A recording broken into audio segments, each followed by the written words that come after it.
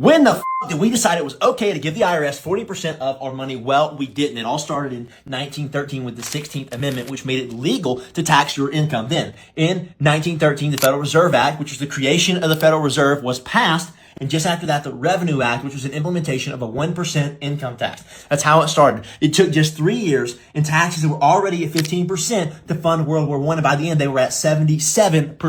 In 1920, they came back down to 25% before going up to 63% with the Great Depression.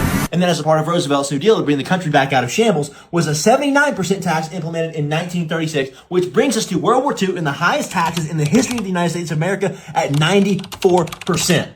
It stayed pretty high all throughout the 50s and 60s at 91%. But then in 1964, Lyndon B. Johnson brought it back down to 70%. But this is just a distraction because he flipped Executive Order 1110, which was JFK's fatal attempt to rip the future of the United States of America out of the hands of the greedy, privately owned Rothschild Federal Reserve banking system. JFK signed this order on June 4th, 1963, and he was shot and killed just 5 months later. Ronald Reagan's tax reform came in 1981. He lowered taxes to 50%, and then in 1986, the lowest in modern history, he brought them down to 28%. But just 4 years later, Bush Sr. bumped it back up to 31%, and 3 years after that, back up to 40%, where it hit its balance between 35 and 40%, and where it is today, which is 40%. Meanwhile, campaign lobbyists and mega donors ensure that with every single tax hike throughout history, there's a new deduction and a new exemption that goes right in play with the IRS code. The tax code is 77,000 pages and 3,600 different sections